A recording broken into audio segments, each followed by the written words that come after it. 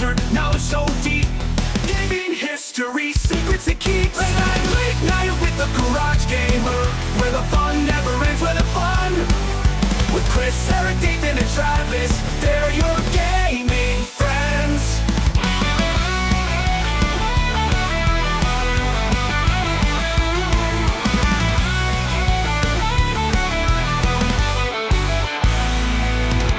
Chris from a Soul Jackson's Media Grounds, movie reviews and gaming sounds. Eric the Professor, knowledge so deep. Gaming history, secrets he keeps. Late night with the Garage Gamer, where the fun never ends, where the fun. With Chris, Eric, Nathan, and Travis, they're your gaming friends.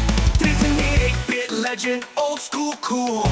Retro games, he's the rule. Travis the PC master, tech so fine. Building rigs, crossing a line. Late night with the Garage Gamer, where the fun never ends, where the fun. With Chris, Eric, Nathan, and Travis, they're your gaming friends. So grab your snacks and settle in. The Garage Gamer show is about to begin. Late night with the Garage Gamer. What up, everybody? Here's my button. Late Night Live, episode 48. And we got the whole crew with us tonight. This should be a good episode. To my right, or my left, Ace of Jacks Media Grounds. Chris, what's up, bro? Not a whole lot. It's been a fun week. I jumped back into VR with the release of Behemoth on PSVR 2. Oh, okay. Cool. How was that? It's really good. Played about a half hour, but I haven't played VR in such a long time that I started to get sick. No. You lost Like your you legs. threw up? Or... Yeah. I kind of lost my legs, but there's a lot of movement and motion and everything, and so it was a little bit too much for me at that point. And so The easiest way to fix that is to play Boneworks. you know, this one's really good too. Is it? It's pretty. Yeah. It's pretty sick. Like Yeah. it's pretty motion sickness inducing. You think it's pretty tough? Well, and I don't know if it's because I had added on there's the option to do like the stilted turning with your camera or have it like regular motion. And so I turned on the regular motion, but you also have to run and there's a lot of cliffs and like it's visually it was really well done. And I was just kind of like I could feel myself getting sick every time I got near cliffs and was like trying to look over the side type of thing. So I'm like, yeah, I'll stop for now. I'll get back into it. How long did it wreck you? Just out of curiosity. Last time I got motion sick from VR, I didn't realize I was until like it was like 2 hours later, and then it wore off, and then I was like, oh, I was VR. It was maybe 20 minutes, and then I was nice after that. So okay, yeah. It's just I used to play VR games on a daily basis, and I haven't done that in a while, and so I was like, I'll get back into that one. Okay. You know. Travis, the PC master. Good evening. How are you? Yeah, good. So yeah, the continuation on Dragon Age for me. That's it, and I want to be done with it because I'm sure we'll talk about it. But Indiana Jones is getting massive good press. That belongs in a museum. Yeah. Right. So I think I'll get past the fact that I expect it to be third person, and I'll just jump in and grab that one. It looks like next. Yeah. And Eric, you might like it. We'll talk about it, I think, but I think it's stealth game. Cool. Yeah.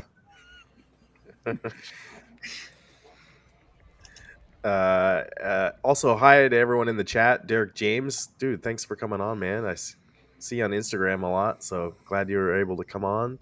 Adam Dark Empire, LFG, and Alikrian's here. Thank you. So appreciate you guys. Derek James says, I need that Indiana Jones game. Well, it's coming to Game Pass Tuesday, I believe. Is it Monday or Tuesday? Sunday. Sunday?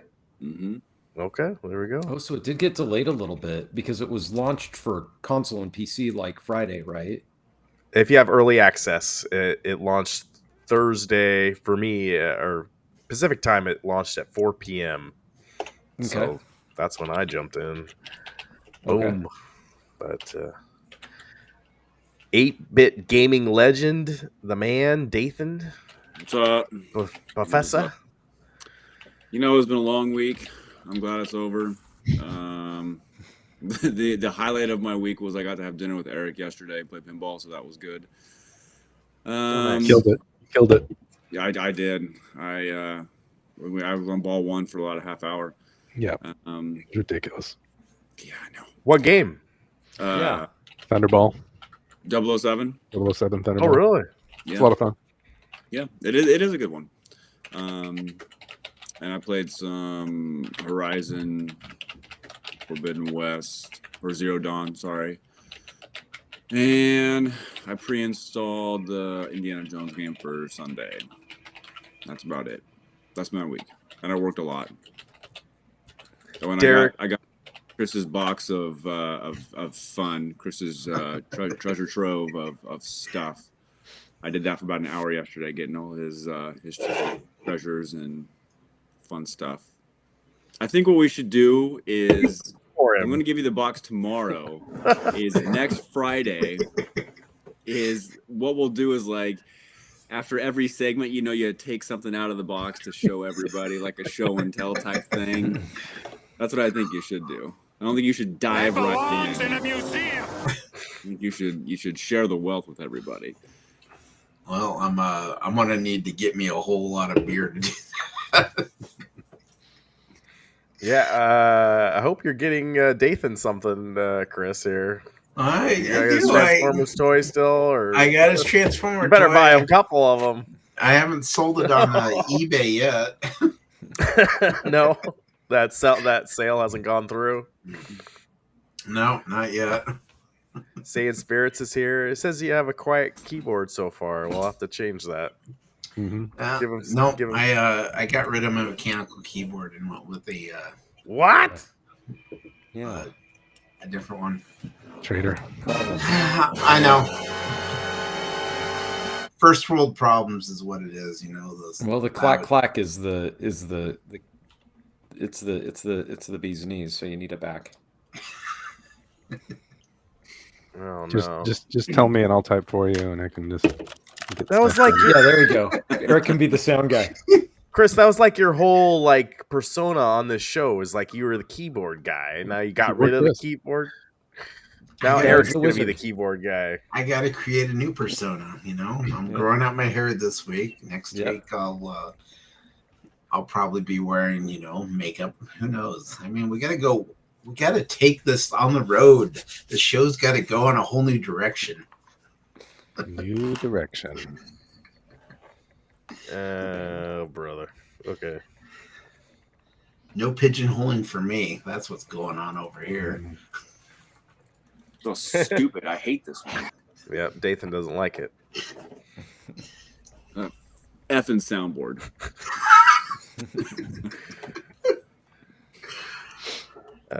Derek says I have to buy Indiana Jones on the Series X. Then I can't wait that long for the PS5 version. Yeah, I'll talk about it here in a second, but Xbox is good. Should be Derek, good for just CD keys, a month of Game Pass Ultimate for $12, and play it for free for a little bit. That's what I would do. Exactly. Yeah, that actually makes a lot of sense. Yeah, Eric, let's introduce Eric here. How you doing, sir? Doing well. Any games last week at all? I know you've been busy with stuff. Yeah. What did I play? A little NES World Champs. I got a decent score at the what was the Deadshot or Sharpshoot? Whatever, the one where you kill Goma in Zelda. You did that in like 1 second, right? 1.4 seconds or something. 1.63, I think it was. But yeah, still like top 4%. Still not super high, but top 4%. I'll take it. And then still Darkest Dungeon, which is starting to lose its appeal. So. Darkest Dungeon 2 isn't as good as Darkest Dungeon 1 in your opinion? My Or you're just getting tired of the whole. I'm getting tired of the gameplay loop. It's just the dungeon has just gotten too dark for you. You just like want to come out to the light. Yeah. Need to find a nice sunny game to play. Well, Derek says the new Power Rangers game's coming out this month, so maybe that's the game for you. I don't know. I was looking at Crimson Diamond. I don't know if anybody's played it here, but it's an adventure game in like the Sierra tradition, like Sierra Online tradition, and it runs on Mac. So I thought that might be fun. You should play Slay the Princess. Steam told me that you'd like it. Yeah, did you like it? You didn't tell me if you. We talked about it 10 times. You've never told me if you liked it. What? Well, besides the point, Steam explicitly said Eric and everybody you know will like Slay the Princess. Recommend it to everybody. I think Steam actually is the development studio behind Slay the Princess. With it probably is. Yeah, it's the only way. Did I like it? Actually, a better question would be, did my daughter like it? Because she played it more than me. I played it long enough to realize it was choose your own adventure, and I got the joke. And then I kind of was like, I'll come back to this later.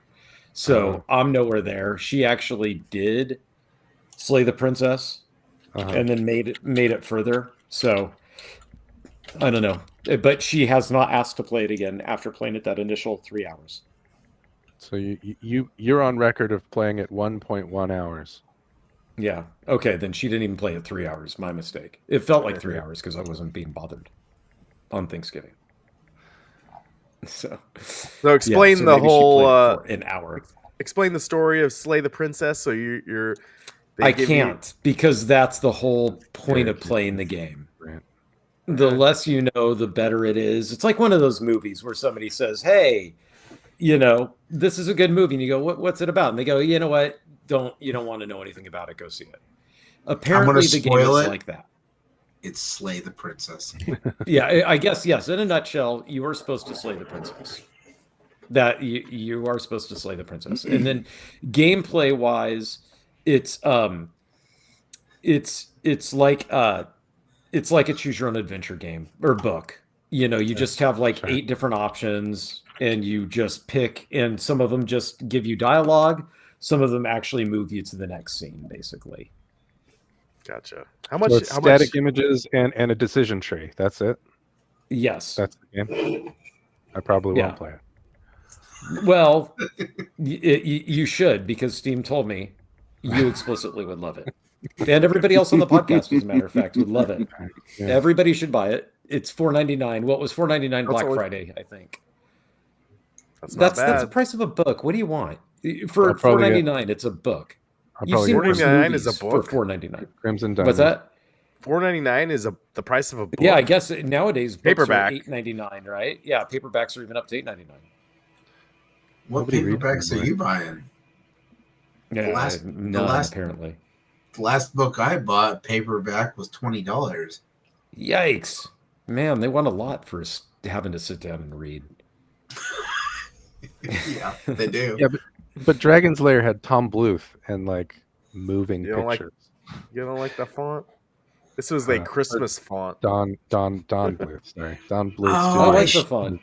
I should have done what I was gonna do, which was wear my ugly Christmas sweater.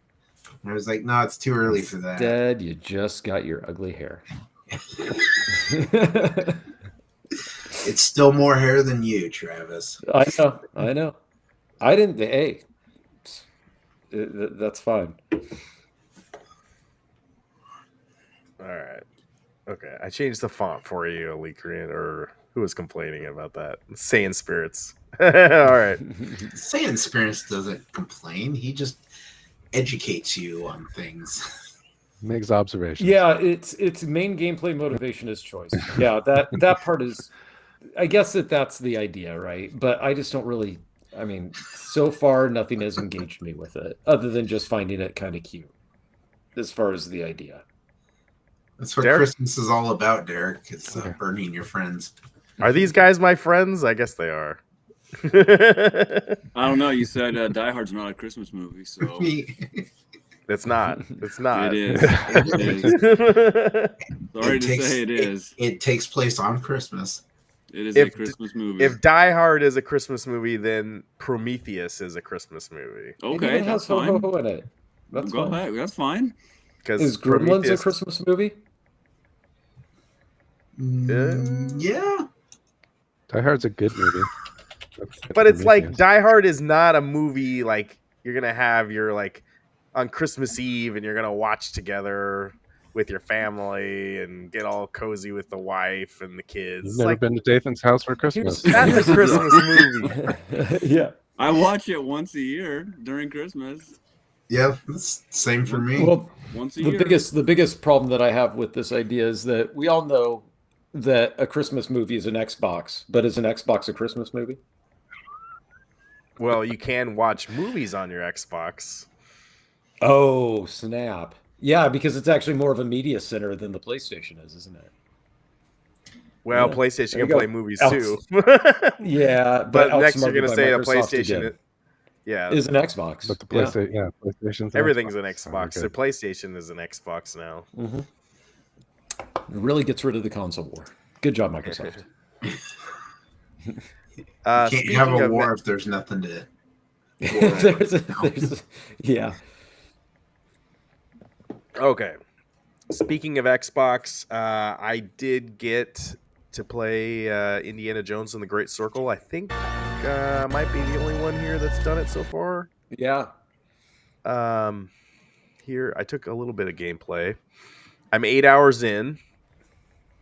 If that tells you anything. The game is fantastic, you guys.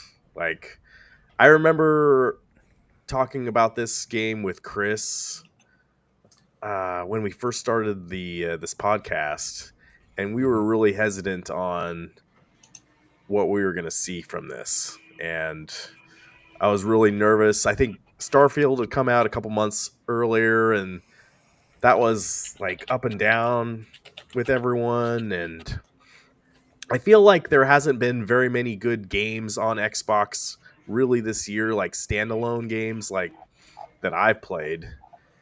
But for right now, this is an Xbox exclusive. As long as they how long it's going to take them to port it to PlayStation. But wow, like they did a lot of good stuff with this game. So first of all, if you're seeing this right here, so they the opening scene of the game, they put you right in Raiders of the Lost Ark, and they completely recreated the first scenes as like the tutorial. Cool. And it feels like they totally get you in that, oh, you're in the movie, like this is amazing. Yeah. But it's like longer than the movie because you're doing some walking in the jungle and you're learning how to jump and pick things up and look at things. And all these cuts right here are like that's Spielberg, but they've like, this is in the game now, and I feel like they probably started with this and then they've moved it to the rest of the games. Like the whole game feels like a cinematic experience, but you're inside the game, and it works beautifully like that. So the first one of the things that I'm curious about watching your gameplay, I'm not seeing what the review had said. The review said that it basically, the majority of it plays as a stealth game. Well, yes and no. So okay, you can go in guns blazing and just start punching people out. It doesn't matter. I think the more difficult the difficulty level, how high you have it is, you probably want to do more stealth if it's difficult to fight people. I think I've got mine at moderate. I'm not at the easy, but I'm the one like above it, like normal, just normal. Okay. And then, but you can also like upgrade Indy. He can find a book about how to fight people better, and you find that book, you read the book, and you upgrade your punching ability. Gotcha. So, Yeah, it's stealth in some aspects, but other aspects, Indiana Jones, he's not sneaking around everywhere. Sometimes he's going in there and he has to take out the Nazis. Yeah, because they kind of compared it to this one review compared it to like Thief or Dishonored, and said that that it's more, the gameplay's more that style. So that's why I said that Eric might really enjoy it, because he was talking Yeah. about wanting a game in that vein. I can see the Dishonored for sure. Can't The even- guy, the guy that they have playing Indiana Jones, and Chris, I don't know. I think I remember talking about this with you too. Like, we were worried, like, man, we wish they had gotten Harrison Ford, and I was like, why couldn't they get him? Oh, there's Eric. He's back. He's too old and can't be bothered. But like, this is even better, because not only did this guy nail the Harrison Ford performance, Yeah. but Harrison Ford probably doesn't have that long to go, and they can make another game after this. Like, if this is a successful game for Bethesda, Microsoft, and it seems like everyone's liking it, for the most part that I've seen. Man, they can make this is like the new form of movie. Like, the last couple Indiana Jones movies have been terrible. I think we can all agree on that. Now with video games, this is the beautiful part of this media. Like, if you really nail a game and put everything you have into it as a developer, and you really know your subject material, you can really make an amazing like movie style game. And so far I'm blown away by it, really. Like, Yeah, I can't wait to play it. Like, that's definitely moved its way up to the top after I'm done with Dragon Age, for sure. there's humor in it. Let me go back, and I'm gonna play the audio here, because there's some really funny moments in the movies, at least the first three. Okay, so This should hold.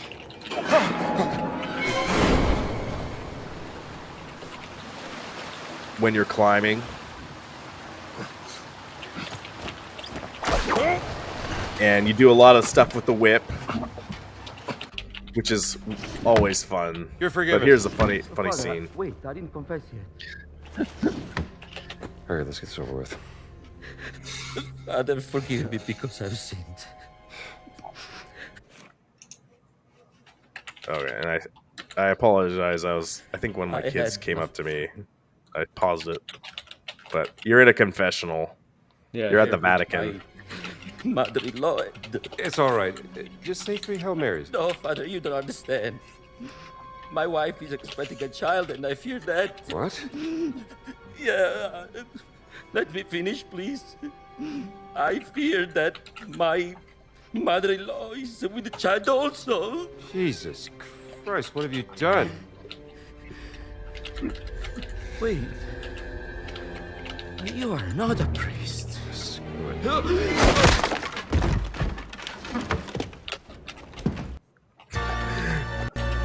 But like, that's like, it was great. Like, he's saying like, screw it, and Jesus Christ, like, they definitely didn't make this game woke. Like, I was seeing people online where Microsoft was gonna make it or whatever. No, that's like right to exactly what Harrison Ford would have said. Yeah. And they nailed it. The graphics seem really good. I believe it's trying to be at 60 frames per second, or pretty close to it. And if you're in the chat and you've already played it, let me know. I just got to the pyramids of Giza, so I just finished the last part where you're in the confessional and all that stuff. And How many hours are they predicting the game lasts, do you know? I haven't seen it exactly, but Okay. I'm 8 hours in. Yeah. You feel like you're just scratching the surface, really. Yeah, there's a lot of there's also a lot of side stuff too, like a lot of Cool. exploring. And if you're good at puzzle solving, I think the puzzles are hard. Like you got to think about stuff, but they're not Good. too hard. Like I don't think Yeah. I've had to look anything up on YouTube or anything. Like it's like just think about it. But they're not And- Uncharted level of easy then. No. Yeah. Cool. And Cool. That's each good. puzzle is different. It's not repetitive either, which I appreciate. Like you're not doing the same thing over and over again. Like, but like one of them was like it's almost like you're in a Temple of Doom kind of thing, and you got to solve a couple challenges over here and a couple challenges over here to unlock the main door. Mm-hmm. But there's also like little puzzles, like as you walk through like a castle, you'll see like a bookcase, and it's got several books here, and there's a note saying, oh, you need to look under these statues and decipher these symbols, and this symbol means this, and then you put that in the combination, and that'll unlock the mechanism on the safe to open it and get the key out or whatever. It's kind of like that kind of stuff. That's cool, though. I mean, it's exciting when they take, you know, a franchise that we like and actually make a good game out of it. Oh yeah, You know, like I totally get what you're saying. Like when they did Star Wars stuff right, it's way cool. You know, right. I just hope that they don't screw up like, you know, like they've kind of done with Dragon Age, where they're just rushing through. Like apparently the Dragon Age problem is that they fired their writers, or they just didn't value their writers, so they all quit.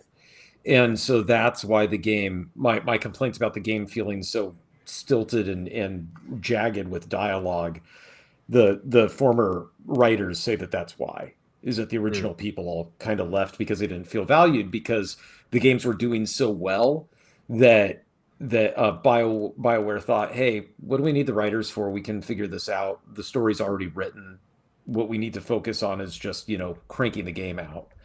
And hopefully that doesn't, you know, success doesn't get the best of them, because, you know, that's obviously why you really, really like the game, right? It's not just that there's good gameplay. You really like the dialogue. You like, you know, the It nails all the elements. writing. So if you nail Yeah. the nostalgia element, if it nails the gameplay, if it's a great story, Chris, you always like to talk about if it's a great story. This is a Yep. great story. Like there's you feel like you're in the movie, number one, but like there's also a serious bad guy in this, and I didn't share any of that footage, but the bad guy is a DICK, and like that's gonna be a good fight. That Is he a dick? Hey, this is a family-friendly show. We don't use such language here. Jesus Christ, my God. So I did find an article here that's timeline to complete it if you're just going through the main story, not doing any of the side stuff, is 12 hours. The standard, like critical path with some side activities, you're looking at 16 to 30 hours. And then if you want to do everything, 35 plus hours. you're gonna get your money's worth, especially if you have it on Game Pass. Like, Yeah. there's your $12, as you were saying, on CD keys, Dathan. And he's not a crook. So I recommend if you guys have it on Game Pass and PC, they also just announced that you can play this on Steam as well. But it'll do cross saves between your Xbox and Steam now. This is like one of the first games that I think does that. Yeah, that does the mix. That's cool. So that's really cool. So like you can jump back and forth, and I think what they're going to be going for is like if they have a handheld or any kind of other PC handheld, you could just take that on the go and then drop that into your or start playing on your Xbox, and then you have the same save game file. Like I love that. Your Steam Deck's an Xbox. I get it. Right.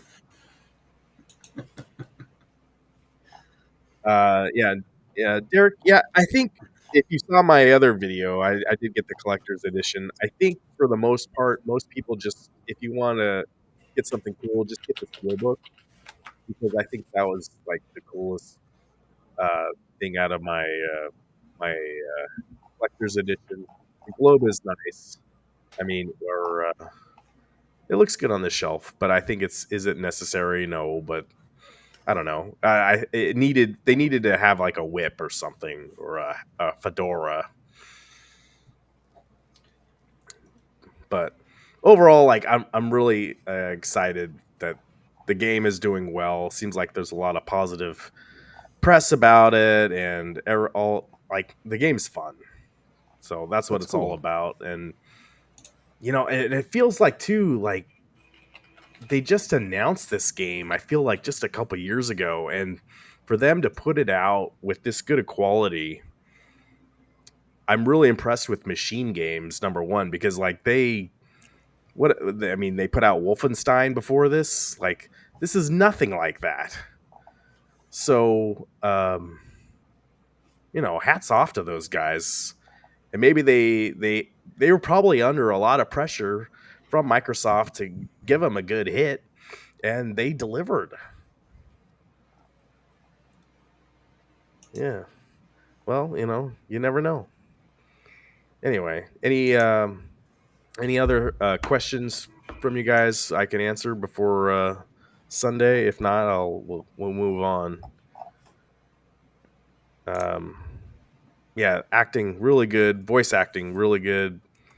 Gameplay feels great. I've got it in. You can have it in letterbox mode, or you can do the full screen aspect. I put it in the black bar mode because it really looks like you're in the movie. Can you do it in 4:9? I really like that bad. that I don't know. Yeah, and what was the last game that was critically acclaimed by Microsoft? I have no idea. There was that one they shut down the studio on. Hi-Fi Rush.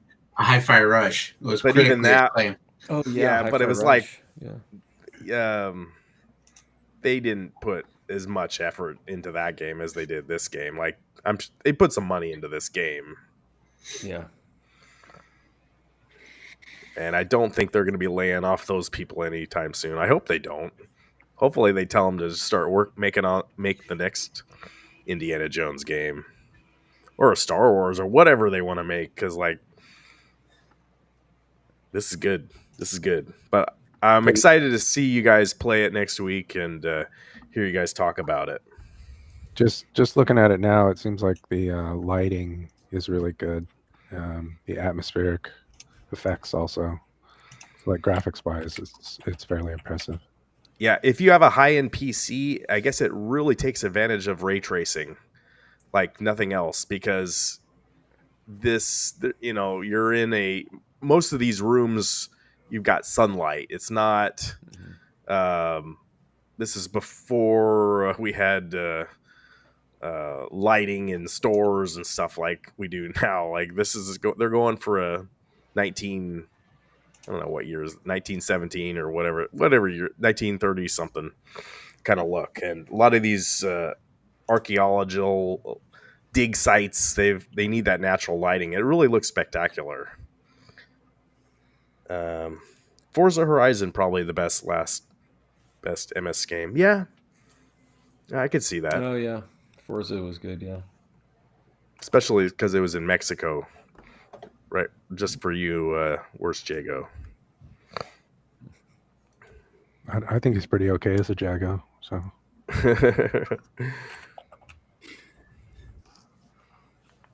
I wanted to talk. So, a couple other things tonight, and then if anything else you guys want to do, there was. I have an interesting video about this guy talking about GameStop and what happened to his PlayStation 5 Pro. And then I also have some video of the Donkey Kong Returns game coming up. And we can talk a little toys, too, that was announced today. But what do you guys want to go to first? The GameStop? Yeah, do it. Okay. Maybe you've seen this. Yeah. Maybe you've seen Bash and GameStop. Oh, yeah. Like, why don't we talk about the Game Awards some more? That sounds like a good idea. That's next week. That's next week. I was looking like, when is the Game Awards? Oh, it's next Thursday. Like, man, that's gonna. We'll have something to talk about. We can also bring up the Penn State Oregon game tomorrow. Yeah, should be good.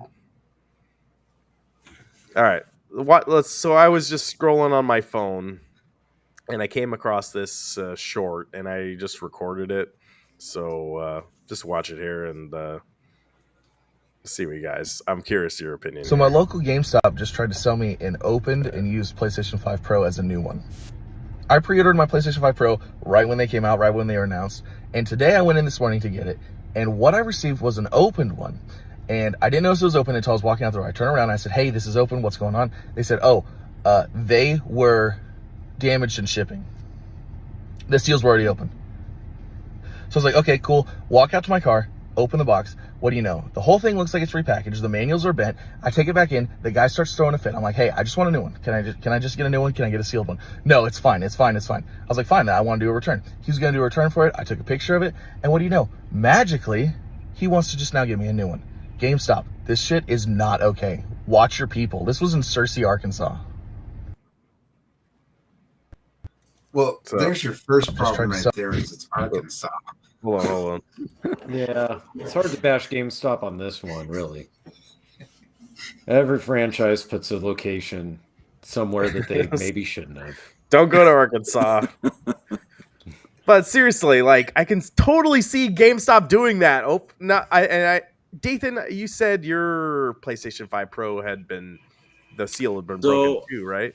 My Pro was fine. My 30th anniversary, the seal was slid a little bit or whatever.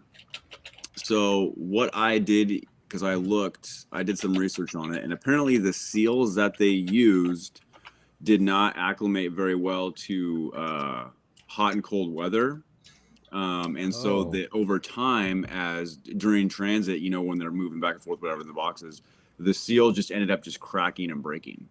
Because I opened up my 30th anniversary and everything was perfect. Like, it was wrapped up the way it should have been. Everything was where it was supposed to be. And apparently this happened to a lot of people. I don't know about the pros, but it looks like they use the same. Yeah, they use the same seals on the pros, and they did the 30th, the same ones. And I don't know why they didn't use the like the silver PlayStation stickers. That they've come out with before the say the PS on them, and they're over. I don't know why they didn't use that. I got your answer, Dathan. I found it. It's so Sony started a new but strange initiative to prevent scalpers from targeting PlayStation 5 consoles. So their new seals just automatically break. That makes no sense, though. Like, so why? They're like, oh, if we make it so all of our new consoles come with seals that will just automatically break during transit, then scalpers can't sell them as new consoles. Because this has happened at every major retailer since they've been released, at Best Buy, Target, Walmart, but every retailer, and it's not just an isolated incident. This guy is saying that it's been. Not only did the seal break, but that GameStop opened it up and went through stuff, and they bent the manual and things of that nature. Well, like that's a Searcy, Arkansas thing. I don't know what goes on with that. I don't know. Well, even where he said that they weren't taking it back, like, that doesn't. I have not seen an employee care that much about anything like that. So I'm guessing that he just had an interaction with a specific employee, and that just happens. Yeah, I don't know. For me, it's just like red flag. Why are people like getting stuff at GameStop? Like, they've let me down so much, and I just hear these kind of stories about buying a PlayStation 5 Pro. Not only is the seal broken, which maybe isn't their fault, but if it looks like the employees went through it, and then they offer a brand new one that's not like that. Like, I have some serious questions. Like, and maybe that is just like that little town in Arkansas doing it, but like, you hear about one bad story, you know, bad customer service is it's like a spider web. It just comes right out and attacks everyone. And you know, maybe the good stuff. I know, like, there's probably some amazing GameStop employees that do an amazing job and really go above and beyond what they're supposed to be doing. But you know, we don't hear about it too much, really. Yeah. And it doesn't make for good conversation either. But anyway, I don't know. I bought in games from GameStop and they're brand new and they're supposed to be not opened, and they've sent it to me where they've been opened, and I think they take the disc out and they put the disc behind the counter. Yeah. That's they're what worried they used about to do with theft the or mall something. ones. Yeah. Yep. So I don't know. Maybe the solution is just go all digital, Eric. I don't know. Well, I think GameStop has like a cousin of ours working there at each one, you know, so you want to support your family, and that's how they continue to exist and thrive. It's, through familiar ties and everything, especially in Arkansas. I'm sure there's a lot of family connections going on there, but we don't need to get into that. They'd probably say the whole same stuff about Oregon or whatever. But, I thought it was Oregon. Welcome to Oregon. We got lots of guns. Isn't Walmart from Arkansas? So Bentonville. Yeah. Well, that would explain the clientele of Walmart. Derek says, I used to love GameStop, then I stopped and started going to Best Buy. Then I hated their return policy, so now I just buy digital. Well, that's what Eric exactly wants to hear, right? Yeah. Hey, do your thing. Oh, and while we're on the topic of digital, people on online were giving me grief about buying the collector's edition because it has no disc. Like, why is this my fault? Like, yeah, it has the code. It has the code in the steelbook. Like, yeah, like this is the way it's been for a couple years now. Why are you coming after me? Like, you're telling me like, well, I only buy physical. This ship has sailed. This was a couple years ago they started doing this, and it's not just Microsoft. It's PlayStation too. Nintendo hasn't started yet, so you know maybe that's a reason why to Nintendo with their collector's editions. But if you're looking for a physical copy of a game, Nintendo's the only one that collector's editions still have them. But yeah, it's like Derek said, Spider-Man 2 had no disc. It was this digital code.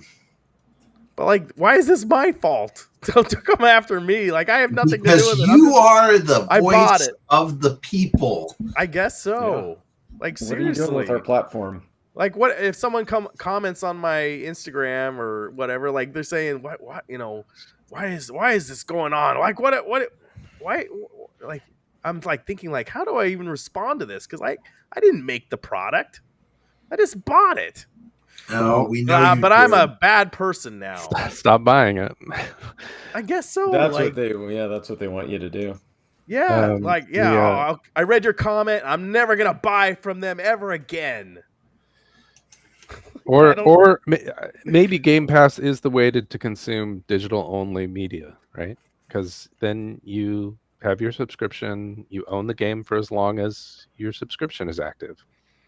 It's really no different than you owning the game for as long as they keep their servers active. It's kind of the same thing. Yeah. So in a digital only world, yeah, a Game Pass type subscription service makes total sense to me. But I own Nintendo. Just remove a few zeros there saying spirits and you got it. Yeah, no, my guess is the problem that us as fans with Game Pass services is that the monetization it'll have the same impact that it had on the music industry with subscription, you know, with like Spotify and things like that, where the artists and the creators of the content don't really see the value of what they did. So they the really good stuff doesn't get rewarded. Like, let's say Baldur's Gate 3 was kind of the one that everybody was talking about, like how well it sold.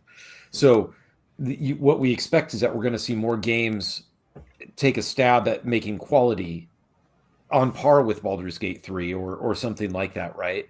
When you're only doing subscriptions, the money all goes to the same people, just split, perhaps, right? So I think that the fear would be that we may not see us voting with our money. We're just voting for what subscription platform we want to pay for. And that may actually hurt the offerings that we get as gamers later.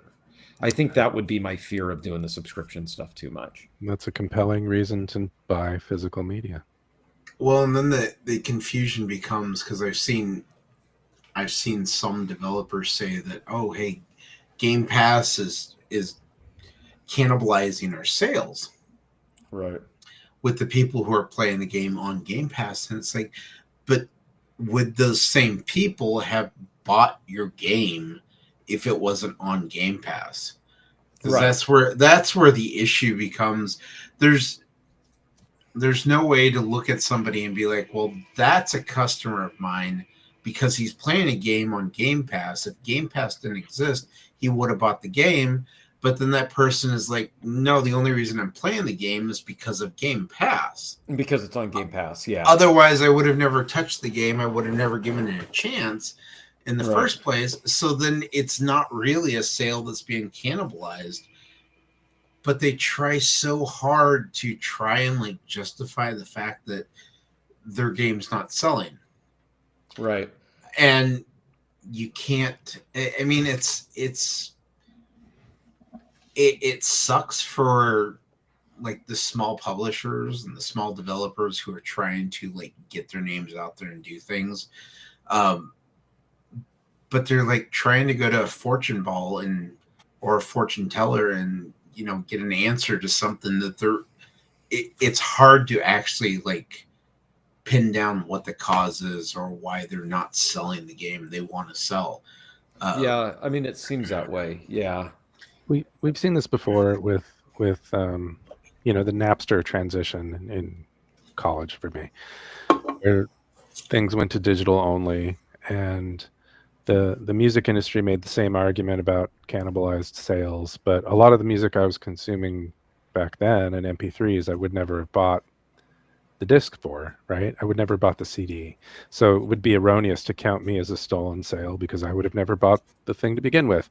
And you know, the benefit back, or the benefit of that transition was, you know, in the 90s, you spent $20 for a CD because you heard one or two good songs on the radio and you hoped there was something else worth listening to on the album. And the benefit is, okay, if there's only one good album or one good song on the album, then you can just listen to that one good song for free. Thanks, Napster. The trade-off is that changed the way we consume music forever. People don't think in terms of albums anymore. They think about what's a good song I can listen to. And they listen to that one good song on Spotify, and then they think, what's a good song I can listen to? And then they listen to another good song on Spotify. And what that, I think that has the potential to destroy some kinds of art we grew up with, like the concept album. I can't tell you what the last concept album was because that requires somebody to listen to 12 songs in a row uninterrupted, right?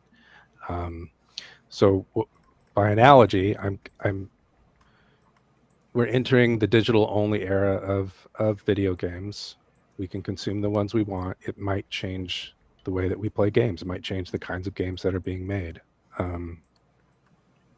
I wouldn't try to predict that, if that'll be good or bad, but we'll see. Well, I mean, to your point about the music, if you look back in the 80s, you used to be able to buy like singles on cassette tapes. Oh yeah, you could buy singles on CD too. I still have some. Yeah. You know, and they slowly kind of, at least for me, it used to be that I'd go to Circuit City and I'd find like, you know, great songs I wanted to listen to, but I'd be like buying the singles on cassette. And the way that the the way they'd mitigate you from not wanting to buy the CD, or if you got the CD to not buy the single, is that they put B-sides that you wouldn't get on the CD on the single, so that you could get live recordings that are hard to come by, or tracks that were cut off the album that are on the backside of your cassette single. And I sought some of those singles out, particularly because the B-sides were attractive to me. So there's ways to make that compelling for a consumer, but I guess I don't know what the analogy would be to what's a B-side of a video game. I don't know. I haven't seen that. Yeah, this is a good comment though from Worst Jago. If you only game on PC, you have been an only digital gamer for the last decade. That's some truth to that. It's true, because you can't even buy CD drives. Like, they're not readily available if you go into Best Buy or any of these tech stores. All of my Mac stuff is of course through Steam or Epic, and that's it. So yeah. Well, and I don't know if you saw that Warcraft 1 and 2 are being delisted from GOG. Yeah, GOG. Yeah, I saw that. Because GOG has put out their initiative that they want to kind of preserve older games. And Microsoft said, oh, wait, you don't have DRM? Well, we're going to go ahead and remove Warcraft 1 and 2 from online services unless they have DRM. And it's like, well, it kind of sucks for people who want to keep those older games available and accessible for newer generations, when a company is like, well, we want as much money as we can. And we know that if you don't have the digital rights management there, then somebody's going to come along and is going to make these games freely available for everybody. And it's like, but how many years have people been going through and like breaking DRM just so they can make those games available? They want as much money as they can get from a 30-year-old game. Okay, bro. Well, and those are Microsoft games, so like I wouldn't be surprised if those find their way into Game Pass, and maybe that's kind of why that. I think they already are on Game Pass. Yeah, so I don't use GOG myself. I appreciate they don't have the DRM on there, but I really like the Steam interface. I have much more games on Steam. I guess I don't use GOG, so I definitely have more games. As far as like older games go, I prefer them on GOG to Steam, because GOG actually goes through the process of optimizing them for newer operating systems where Steam doesn't. Right. So I've got System Shock 2 on both GOG and Steam. I can't play it on Steam unless I go through the process of installing mods to make it playable, but I can automatically play it on my GOG account, which was the only reason I ended up buying on both, is because I bought it on Steam originally on sale, and then I couldn't play it on Windows 10. And I was like, well, this is kind of pointless. So I bought the GOG version, and I could play it immediately on Windows 10. So that's the only real difference between Steam and GOG that I see, is that GOG actually goes through the process of optimizing every game for the operating system. Mm-hmm. So if it's on their network, you can automatically start playing it. Steam doesn't. They leave it up to the developers. Yeah. I think that's because the mission of GOG, I mean, it's right in the name, Good Old Games. Their mission is to preserve these playing experiences for new audiences, and Steam, I don't think, cares about that. I mean, I agree. John McClane goes to Nakatomi Plaza during Christmas time. And Jesus it's a Christmas Christ, movie. my God. No matter how you put it, it's a Christmas movie. Yeah, period. So that pretty much puts a bow on it. Yeah, that's it right there. That's so stupid. I hate this one. You know what? I was also thinking too, like it's almost tax season, and I don't know if you guys use TurboTax, but it used to be. Don't do that. You get TurboTax and you get it on a CD. Yeah. You don't get it on a CD anymore. You get a code for it. So that's how they know where things are going, right? So anyway, good topic, guys. All right, I want to talk about use Free Tax USA. There's my plug for Free Tax USA. Okay, Yeah, okay. that's what I use too. Yeah. Didn't you have like a Chris? Didn't you get audited though last year or something? I didn't get audited. The problem was We're going off topic now, but so I bought a house in 2022. Yeah. And we'd updated our information with the IRS. Last year, for some reason, they went back to our old rental address. So when I filed my taxes, sent everything across, had my current address, they're like, whoa, wait, these addresses aren't matching up. But they didn't tell me that. Mm-hmm. And I had to go through 5 different reps before somebody finally was like, well, have you ever updated your address with us? And I'm like, yeah, I've been living in the same house for 2 years. Like, what the hell are you talking about? And they're like, well, we have this address. And I'm like, how do you guys revert back to the old address after I've already filed taxes with you the year before? Like, I mean, I get your federal government and you guys have got your heads all up your ass. Don't you work? You work for the government though, don't you? Yeah, the state level, our heads are all up our own asses too.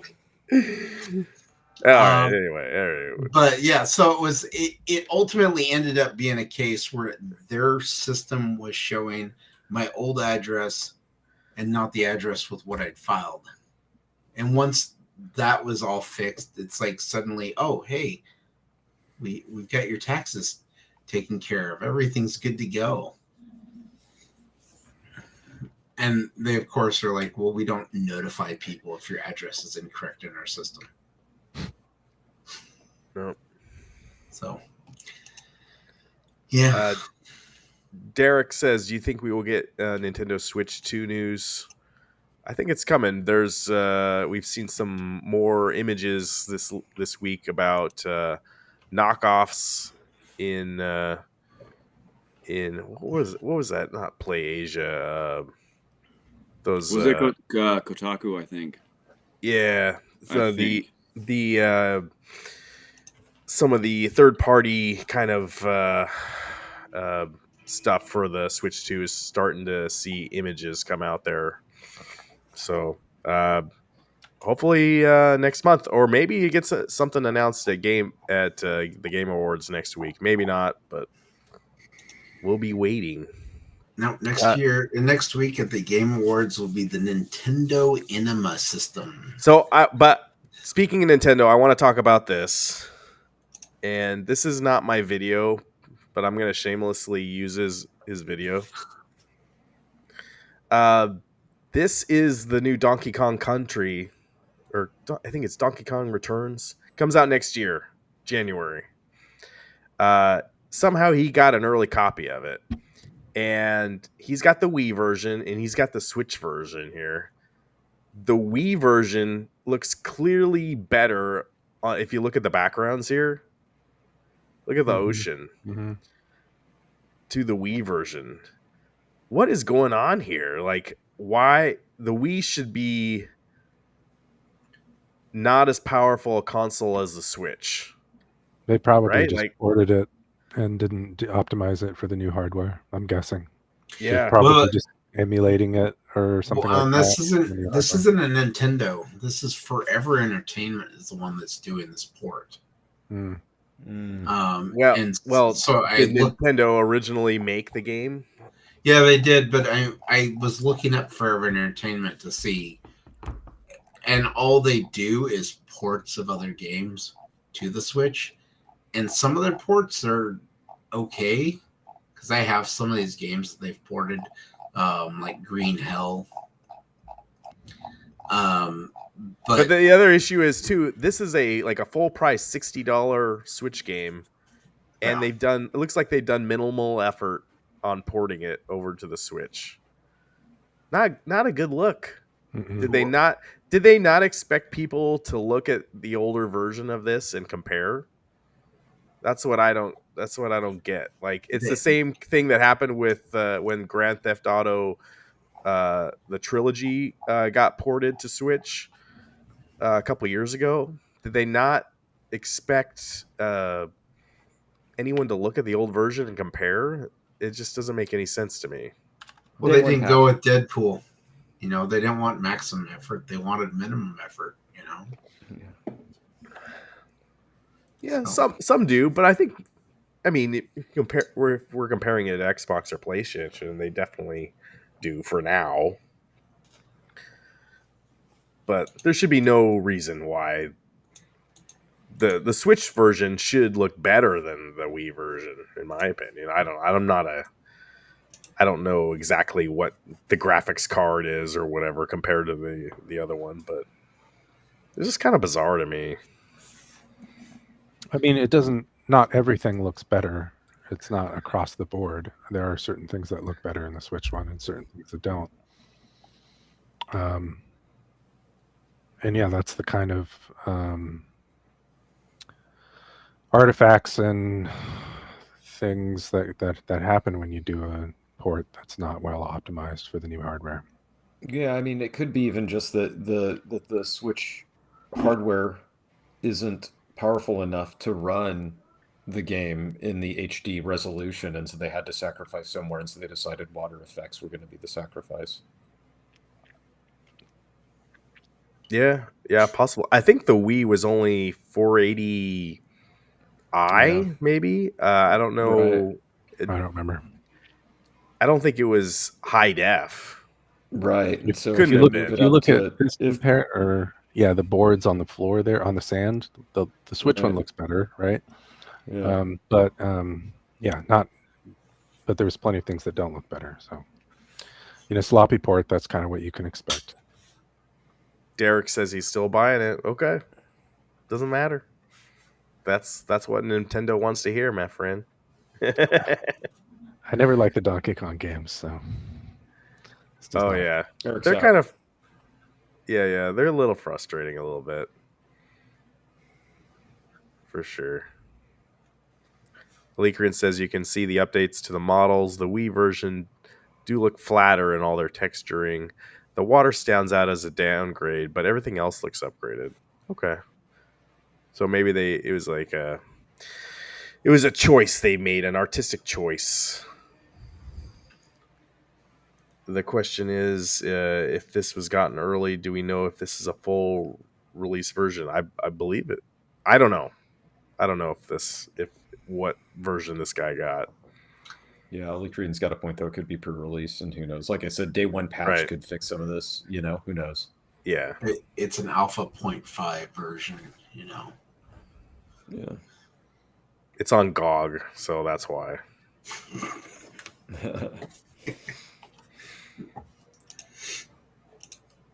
Yeah. Good old games.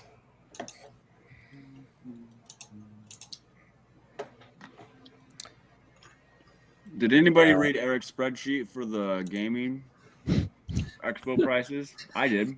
I thoroughly enjoyed that spreadsheet, Eric. Very good. Thank you for that. You know what? I should have shared it on here. It's not quite as good as the Video Game Awards, but it's certainly up there. Well, I think going through that exercise kind of confirmed for me that Portland Retro Game Expo was underpriced relative to other game festivals. So yeah, they upped their price. It seems like it's more in line with what other people are charging. What an ugly thing to say. Look, I don't like it, but I understand it.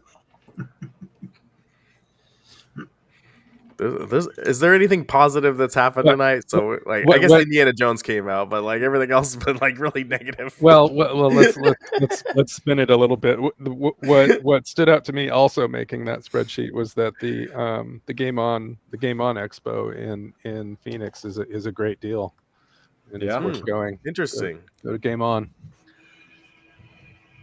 Path of Exile 2 is getting is Path of Exile 2 only PC? But that's getting crazy traction right now. They had server problems. And in this case, it's a good thing because they didn't expect that much demand. So free-to-play game. Right now, it's not, actually. Right now, early access runs you money, but the game itself would be free-to-play with cosmetic upgrades.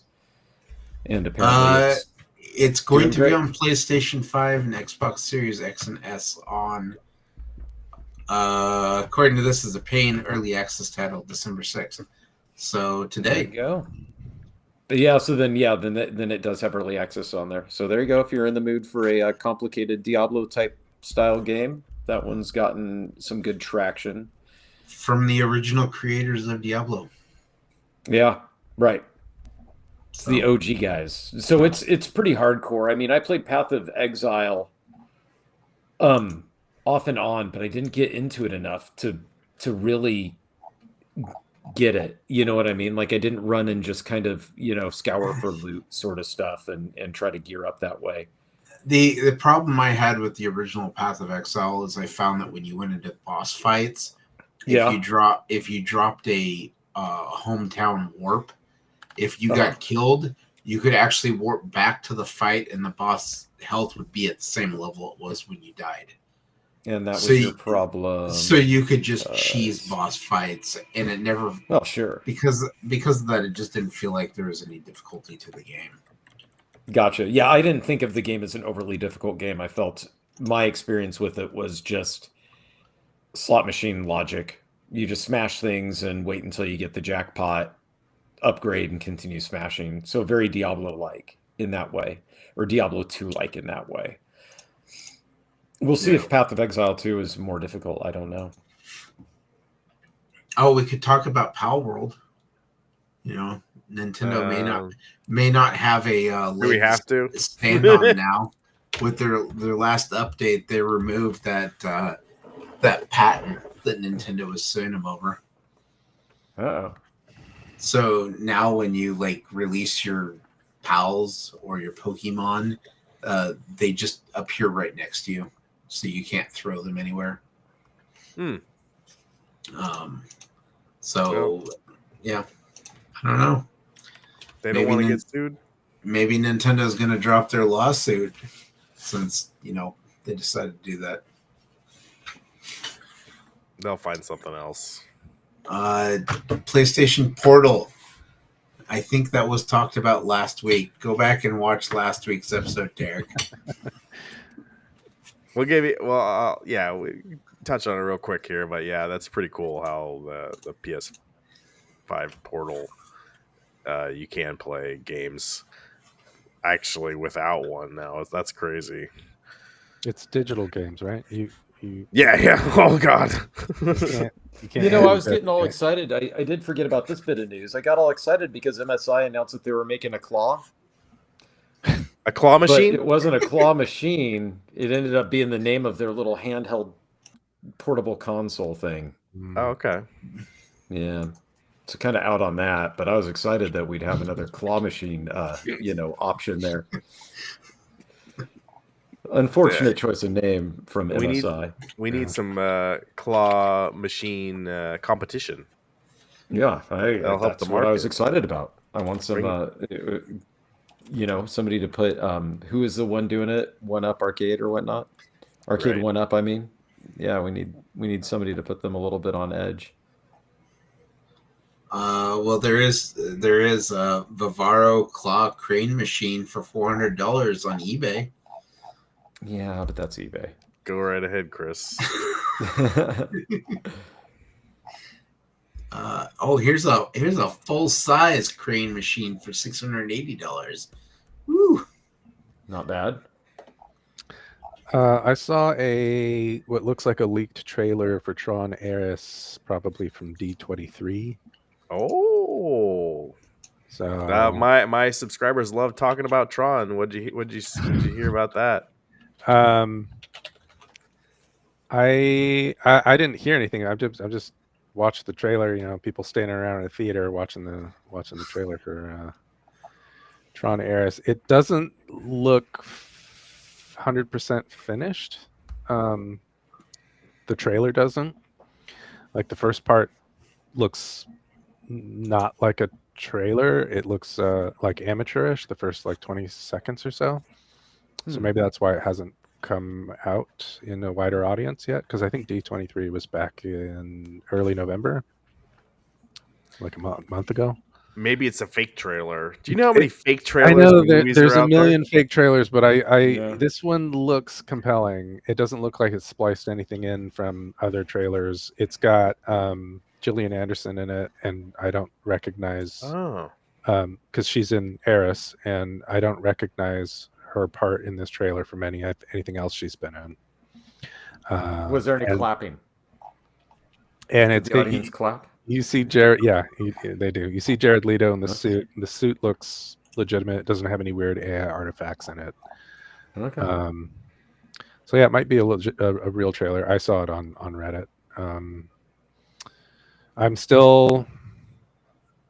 I think it's not. It's gonna fall victim to the same problem that the old Tron Legacy movie had, from 2010, which was that it'll look very pretty, but it won't be very good. It won't be very compelling. Well, it was the music that drove Tron Legacy. Yeah, music's great. I mean, I had the soundtrack. I have the soundtrack for all the Tron movies, but that music, like a lot of those scenes, I only rewatch for the music. But yeah, Tron Legacy.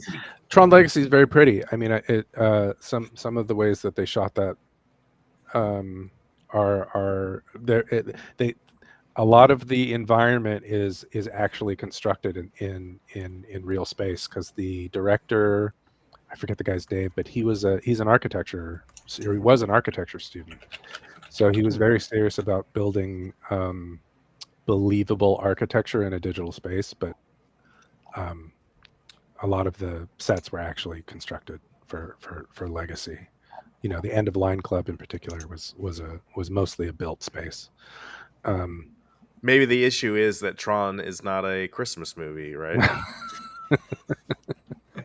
Would Dathan watch it if it was a Christmas movie? Hard to argue. You have Carl Winslow from Family Matters is the cop.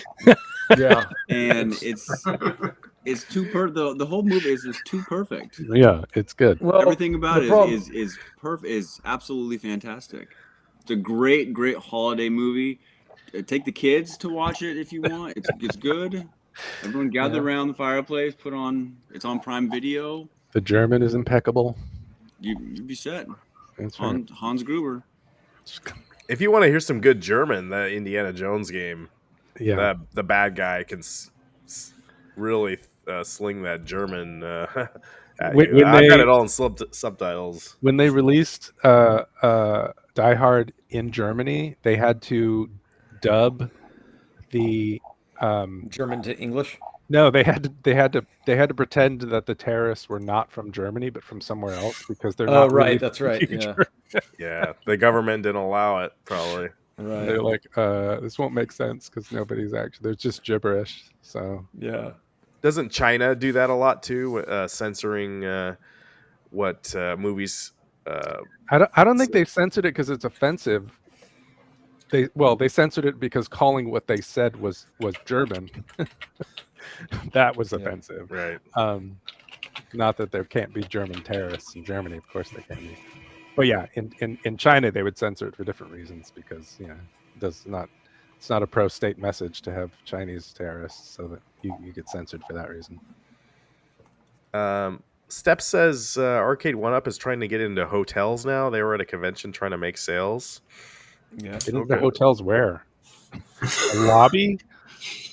Yeah, I don't know. Man, in Arkansas. Yeah, right. Yeah. I'm worried about them. In Arkansas, right. We got family down here. You guys want to play one of our arcade games, right? Like put a claw machine next to every ice machine on every other floor. Is that the plan? Like what? It might work. Well, and are they going to add it so you have to put in coins to play the arcade 1-Up? The other thing I am looking forward to in January is CES, and I don't think Arcade 1-Up will be there, but I think we might see maybe some new players in the home arcade space. maybe some puts a new claw machine. I don't know, but it should be interesting. I'd like to cover it on here when it happens. Yeah, I'm sorry if anyone's watching in Arkansas tonight. I don't think there are, but yeah, they're used to it. Well, I mean, we could talk about Alabama. They got their own issues. I want to talk about Hasbro real quick. So they did their toy thing today, and this is getting me in the FOMO kind of stuff because I'm a toy tuber now. Mm-hmm. This I love. This is right at the end of when Amazing Spider-Man was good, and they're gonna do a Kane toy. Like, I gotta get that for sure. And then they announced this. Did any of you guys? I think Chris knows what this is. Oh, he's leaving. But do you guys know what this is? Yeah, but what Spider-Man is this? Oh, there's a difference. That's the 70s cartoon, 60s cartoon, right? It's not the cartoon. This is the 1977 TV show. Yeah, I just realized that. Yeah. How do you know?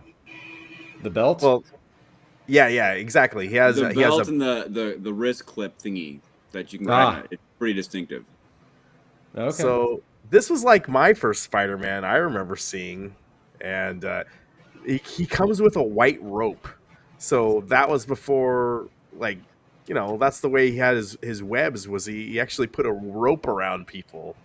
So I'm looking forward to this. This is a Walmart exclusive in 2025. I think I gotta get this. Like, that's cool. So I love it when people our age are in charge at like these toy companies and video game companies or whatever, and they're putting out products that speak to me. And this speaks to me, so I got to get this too. But the other stuff that they announced today, like, I'm not really interested in. Like, they're gonna do a female Electro villain for Spider-Man. Like, I didn't even know there was a female Electro and all this other stuff. But some of the stuff is really good. And I did end up backing that Ghostbusters HasLab, if anyone was curious. So, oh, there's Chris. I think he's back. Yeah. But oh, maybe he's back. He clearly isn't the Japanese Spider-Man. The Japanese Spider-Man did have a gun. Yeah, Chris knows that. Are you back, Chris? No. You can just hear him heavy breathing. Oh, there he is. Yeah, where's my Japanese Spider-Man with his well, the Japanese Spider-Man like turned into a Zord or whatever with fight Godzilla and shit. Yeah, that's why it would have been better than the 1977 Spider-Man. Right. Yeah. Dathan, are you getting any toys lately? Anything Transformers coming out? Or? I don't think so. I think I'm pretty much caught up with everything for now. I did see the Cybertron Fest. I saw a lot of those toys. They were okay. I like the packaging more than I actually like some of the figures. But probably not until something else comes up. Okay. I have too many toys as it is. I've given Chris a bunch of stuff, so I'm sharing the wealth. Well, you haven't given it to him yet. No. You gave me the Metroid things. I did. Metroid things. Ooh, Metroid. You do love Metroid, Eric. I do love my Metroid. Apparently, I was watching some video where they were talking to the principal developers for Metroid Prime, I think it was, and they were saying, in terms of audience, Metroid doesn't draw as it's not like a top tier IP for Nintendo, and that kind of shocked me. Really? Yeah, I thought it would be like, I didn't think it was top 3, top 2, but I thought it was up there, top 5 at least. I don't but even know. I don't think it it's is. top 10. Yeah, which is crazy. So then, I think as somebody who doesn't know a ton about Nintendo, I would have thought that it would be Mario, right? Then Zelda. Zelda, then Donkey Kong. I would have thrown in there. Sure. No. And then we I got would to have put pull up the Metroid in there. sales. But tell me though, what am I missing? Because like what is considered the IP? I guess like what do they consider? Like Mario Kart doesn't count, right? Because that's just a Mario recycling, right? Mario Kart's like the best-selling game, I think. One of the best. Yeah, but are you talking about when you say most popular? Are you talking about in sales, or are you talking about in just everything, like just fandom and all that stuff? Oh, I think Mario Kart in players. I don't know about sales. I don't know how that translates. Well, I meant with Metroid. Yeah. What was it that they said with Metroid? It was in sales. Well, the best-selling Metroid game is Metroid Dread. Really? That just came out. At that was on Switch. Yeah, because everyone has got a Switch. At 3 million sales. Then you've got Metroid, the original Metroid at 2 million sales. Metroid Prime was at 2 million, and then everything is 1 million or less. Well, just for reference, how much did Legend of Zelda sell? Let's see. That's the question, right? Well, Breath of the Wild, Legend of Zelda, which is the 4th highest selling Nintendo game, was at 32.29 million. Wow. Yeah. So order of magnitude difference. Yeah. But the what he said was the board of directors makes the decision to continue with Metroid as an IP, as a Halo, brand for Nintendo. Not because of their sales, but because it signals to certain kinds of players, Nintendo will make games for you too. So like more adult, darker themes, more serious play style, that sort of thing. And that's valuable to them. And so that's why these are like C-suite or even above decisions that they're making at Nintendo to keep making Metroid for those reasons. I thought that was interesting, that it's really, it's a play for market share more than it is about selling Metroid titles. That is interesting. Next year we are getting Metroid Prime 4, so I'm stoked to get that. Hopefully maybe this summer. Maybe I can't remember when Metroid Dread came out. I think it was summertime. I'm embarrassed to admit that I still need to play Prime 3, but I think I've played almost everything else. I don't think I ever played Prime 3 either. I need to play that one. Well, how did Eternal Darkness sell compared to Metroid? I don't. I bet you Metroid sold better than it. Yeah, it's just one of the few games on Nintendo I've played. Yeah, that was very highly rated. Yeah. That's the whole reason I got a Cube, was to play that game. Yeah, people wouldn't stop talking about it. Steam told me I would like it. I think that was the first game that I saw on Cube, was at your house playing that game. Eternal Darkness, yeah. Eternal Darkness was a commercial failure, selling less than 500,000 copies. Yep. I bought great bought reviews, 400,000 of them. Spoiler alert. It probably did better than ET on the 2600. So try harder, Travis. Buy more next time. I know. I love that game, but yeah, it was good.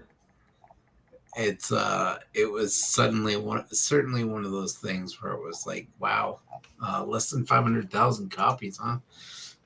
Yeah, well, it started. I mean, not that anybody would know if they didn't beat it, but it did start it started losing me at the end when it got a little strange. But most of those H.P. Lovecraftian sort of stories. Yeah, you have to go weird at the end. Yeah, that's kind of an H.P. Lovecraftian sort of thing, That's the like trope, Alone in the Dark suffered the same thing for me.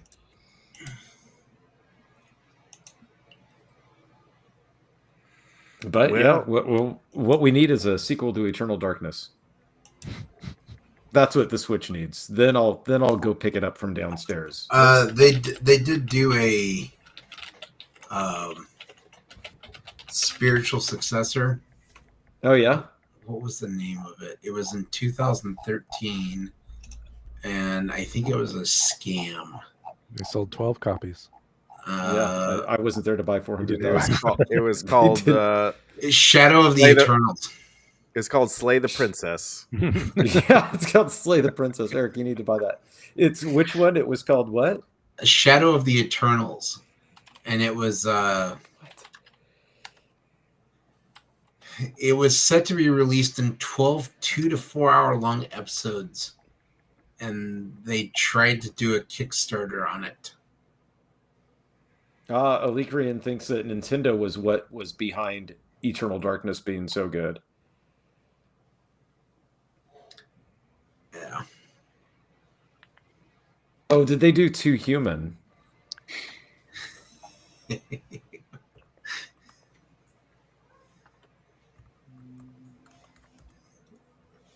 Yeah, they did. Yeah, it was the creator, Dyack. What's his first name? Silicon Stop Knight. spending your money on stupid shit. Dennis Dyack. But they did Legacy of Kain, right? Weren't you guys saying that Legacy of Kain was really good? Yeah. It was, but I don't know if Dennis Dyack was involved with that one. It said that it was, well, I mean, it says it's Silicon Knights one. But yeah, it doesn't, yeah, I guess he could have been later into it, right? Yeah, Dennis Dyack was involved with Eternal Darkness. Well, he co-founded Silicon Knights. Yeah, but yeah, he was involved with Eternal Darkness, and then Too Human, and then he had like 12 different Kickstarters on Shadow of the Eternals, and he started a new studio in 2018, which shut down immediately, and he's been sued into oblivion. Well then, yeah, I guess I won't get my Eternal Darkness too. Yeah, it sounds like this guy he's a fun one. We could do a whole episode on him. Derek, I am not a Dead Island person, so I don't know. We didn't play. I don't know if any of you guys played Dead Island 2. I played Dead Island 2. Okay, but I don't know how long it takes them to make those games, but yeah, if you want a game, like I'll support you, bro.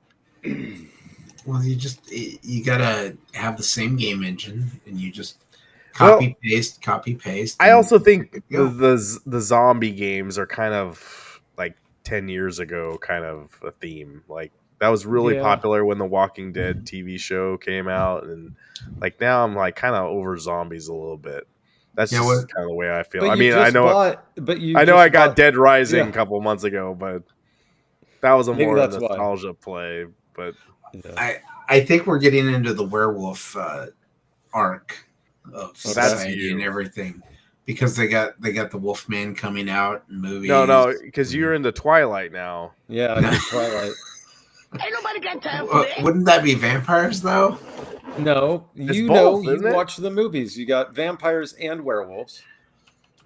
Yeah. Or Underworld, right? That was the same. Wasn't that the same in Underworld as well? Wasn't it werewolves versus vampires? Underworld was werewolves and vampires and crossbreeding in order to create the ultimate werewolf vampire. Underworld was a good Christmas movie.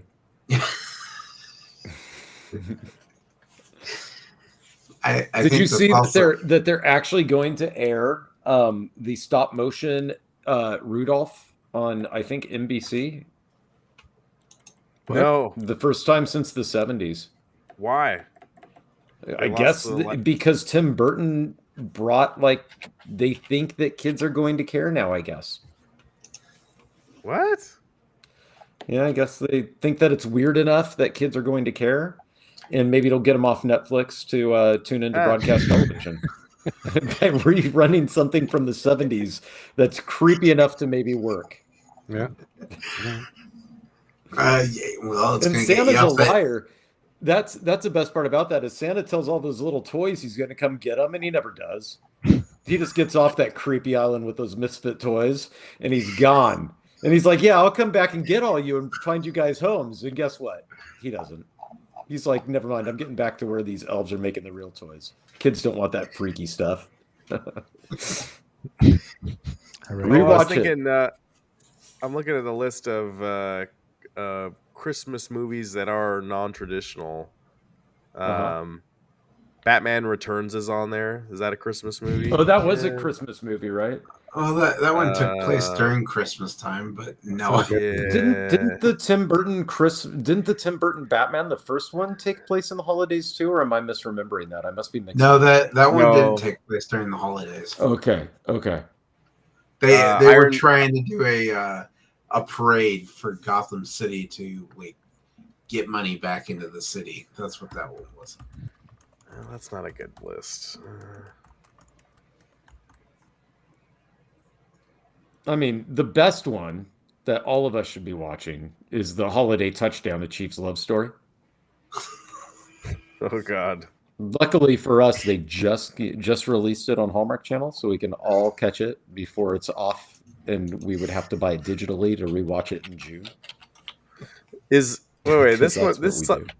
this website has Eyes Wide Shut as a Christmas movie. Like, oh God! Nope. It was in the holiday. It was in the holidays, right? I guess so. But like, this is not a movie. It's ridiculous. Well, didn't you look up like odd? Someone's got to back me here. It's like, you know. Well, it depends on what you want for Christmas. But yeah, no. Yeah.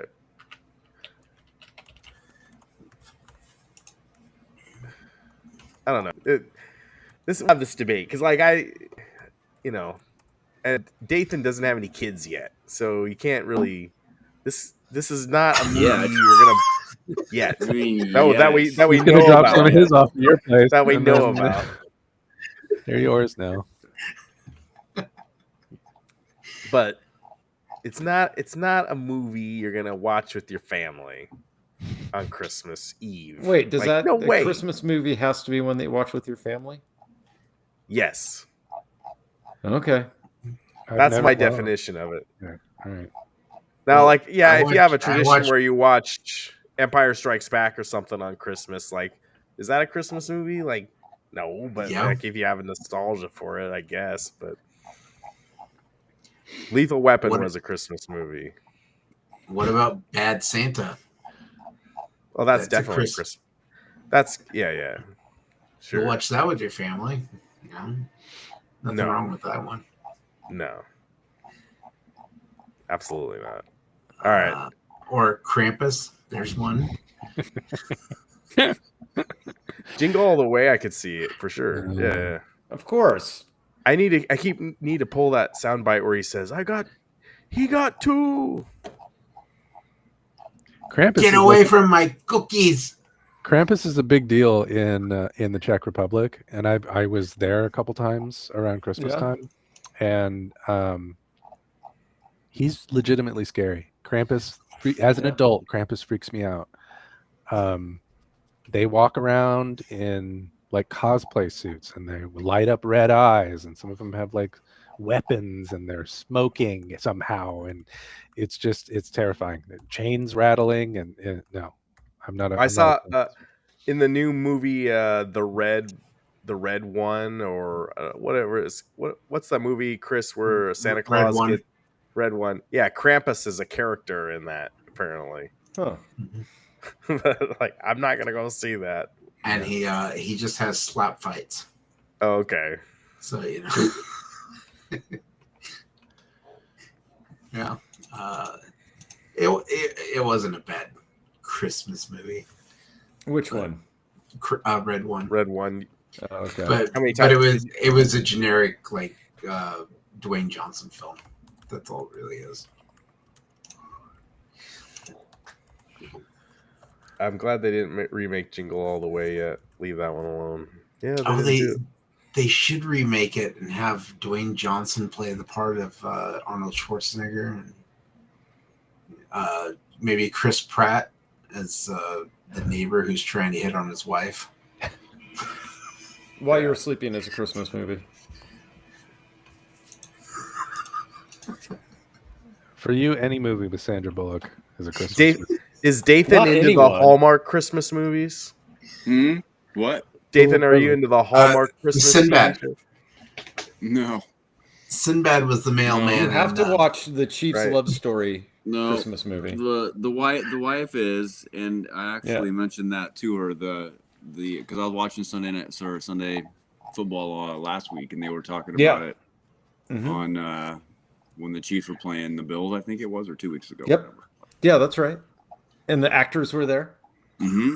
And they got box seats with Taylor Swift, I think. Something like that, I guess. Yep. No, you would know. You watched it too. They cut to her and they say, "Hey, there's Taylor Swift." And then they cut away. And then people get super mad all over X. The highlight of Sundays is Taylor Swift is a Kansas City Chiefs People game. get so mad about something that takes maybe a total viewing time of 1 minute if you take all the cutaways to her and add them together.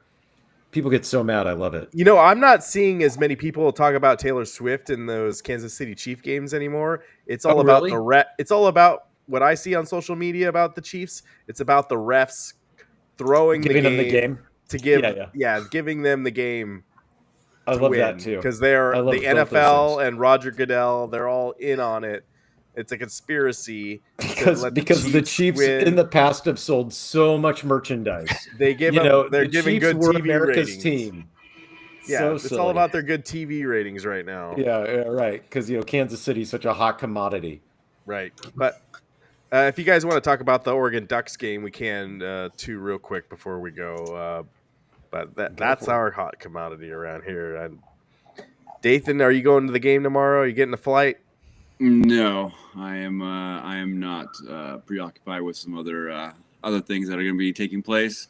But if I had to make a prediction for the game, I think it's going to be a lot closer than people think. I'm thinking it's probably going to be a one-score game. I'm thinking maybe 31-27, somewhere in that range. Man. Yeah. Well, I see the Ducks are favored by 3.5. Why do you think that? So... Why do you think that? I think that Penn State's defense is just a little bit better than what they're used to. Obviously they played Ohio State to a 1-point game at home. This is a neutral site field. It is East Coast. I think for the Ducks to win easily, I think they'll have to get the lead and they'll have to hold the lead. They'll not have to give it up. They'll have to play well in the third quarter. I also think that Penn State, from what I have heard, because I haven't watched their game, is pretty unpredictable offense-wise. Like they don't play the same game each week. So going back and watching tape and preparing, from what I understand, could prove to be difficult. Yeah, I think I heard Dan Lanning in an interview kind of say something to that effect. Yeah. So Penn State likes to use their tight ends quite a bit too on the short screen game, stuff like that. So that's something to keep an eye on. Dink and dunk with a big tight end that's popular. So we'll see. I don't know how it'll play out, but gosh, one thing that I would think if you're a Duck fan is that the fact that Dan Lanning never takes his eye off the game. Like, that guy is hyper focused. I think that's going to work in your favor always. Like, it's interesting in interviews with that guy. It's not that he does the typical, like, Bill Belichick thing where he won't tell you anything. He does that, but he doesn't do it in a rude way. But what I take away from that even more so is that guy is hyper focused on the task at hand always. Like, whenever I've heard an interviewer kind of throw him a funsy sort of question, he tries his best, but you can tell it's not even doesn't even process. Oh, his press conferences are legendary. I love watching him. He doesn't care, and the whole just on bit. To the next game. I don't know if you guys saw too his halftime speech last week. I'm pretty sure Nathan watched it. Smashing the Washington helmet just like gave me goosebumps. Like, That is my coach. That is my coach right there. Like that was. I think you have to like it if you're a fan, but at the same time, it's a bit cringy, and I think everybody can admit that. No, that was amazing. What I like best about it is where'd they get the helmet? They would have stole it. I don't know. That's my guess, right? So I guess that's the part actually that I wondered most. Like, did they order one in from Amazon before the game? Was he planning this the whole time, or did they steal one? And if they stole one, what's he going to get fined? It was probably right? a Temu purchase, something like that. See, that's what I'm guessing. Yeah, I think that maybe they listened to our podcast and heard us endorse Temu wholeheartedly, thanks to Eric, and that's where they got the helmet. Dan Lanning. And that's why it smashed so easy. I mean, it is just Dan Lanning.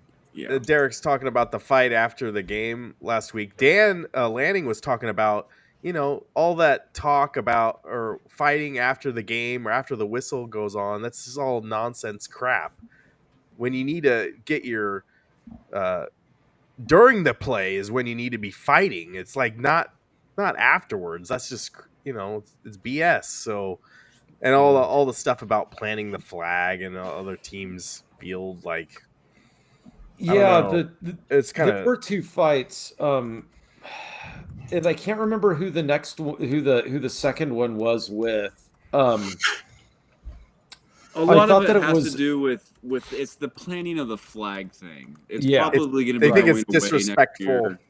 It's probably going to go away because I think there were 5. It's rivalry week and people want to plant the flag in the center of the field. Obviously, you don't want it to happen. Don't lose the game. Don't lose the game.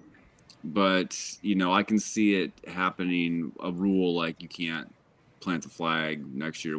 There were a lot of fights. There was probably 5 or 6 different fights that happened over the weekend last week. Was it 5 or 6 over it? I thought that there were 2.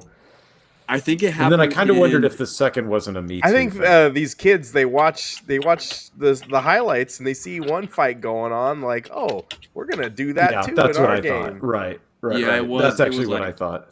Florida State. I think Mississippi State and Ole Miss had an issue. Tennessee had an issue.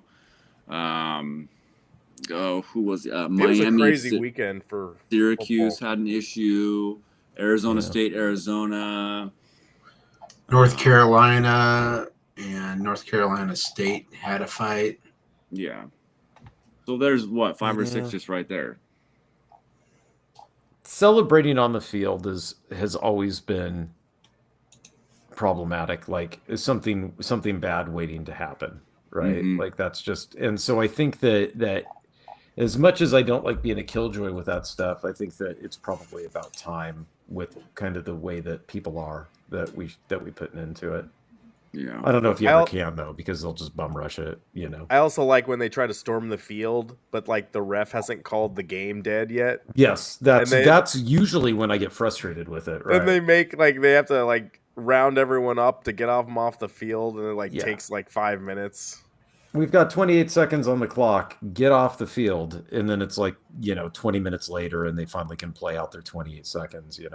They're taking down the goalposts. Yeah. I feel the game's not over yet. Oh, well, college kids be college kids. Yeah. All right. Anyway, guys, hey, I really appreciate you guys being on. Derek, you were on, you're my sole guy on Twitch tonight, so I really appreciate you, bro. So yeah, nice work. Thank you for holding it down there. I'm glad it's working. There's been weeks we've been worried where, I guess we haven't been worried, but we've been it's interesting. Everyone else that came on the show, we really appreciate you. Any final thoughts, you guys, before we go? If you want to see Goonies in a new skin, watch Star Wars Skeletons Crew. Oh, okay. Is it good? Goonies is good. I watched the first episode and I was like, this is actually pretty good, but you could kind of tell which kid was supposed to be which kid from the Goonies. Okay. Interesting. Wow, it's that much of a recycle, huh? And so I was kind of like, okay, I can tell who's Chunk and who's Corey Feldman and everything. Yeah. But I was like, this actually feels like a Star Wars series that's like, okay, we have this entire universe. Let's open it up and do something other than what we've done before. And so I'll have to watch more episodes and see if it gets better. But for the most part, the first episode was pretty decent. They don't do any of the chanting and the singing like they did in the Alkalite. They don't do any of that. No. Nope. That's what I wanted. I mean, it's for kids. They're gonna do a season 2 of that, right? Like that's. Oh. Don't tell me they canceled that show. Yeah. Dathan. Oh man, the way he's shaking his head there. All right. Okay. I mean, my final thought would be that I can't believe that we forgot about the classic Star Wars holiday special, though, too. It doesn't count as a movie. Is that is that a Christmas special? It was a special, yeah. They should air that either before or after the Rudolph the Red-Nosed Reindeer one. Well, and I believe it's on Disney Plus now. I think they've brought it back. That's where Boba Fett was introduced. That's his first screen time. You're right. That special. Yeah, he was a cartoon character. Correct. Yeah. Okay. Dathan, any final thoughts? Just Eric? go watch Die Hard. Damn it. Just go watch it for the holidays. It's time. It's the year. Just do it. That nerd who played on The Family Matters is in that new Star Wars series. Steve Urkel? Is he really? Yeah, he is. I did see a little screenshot. Jaquil... Or something. There was something about that. We were talking about the guy that played Carl Weathers earlier. I love that there's a Key and Peele sketch. Have you guys seen it where they bring in Carl from Family Matters and they start talking to him about why Urkel's like taking over the show or whatever, and he loses it. If you need to see something funny, go watch that. It's so amazing. Anyway, all right, that's all I got for you guys. Good show. Appreciate you. Consider subscribing if you're not already. If you're out there, and we should be back next week to talk about Dathan's favorite topic, the Game Awards. And said no one ever. You said that, not me. Maybe, but even like, who cares who wins? But maybe they announce some stuff that you're interested in. Well, let's hope so. Let's hope so. Maybe. So, thank you, Derek. Thanks for coming on, bro. All right. Have a good night, guys.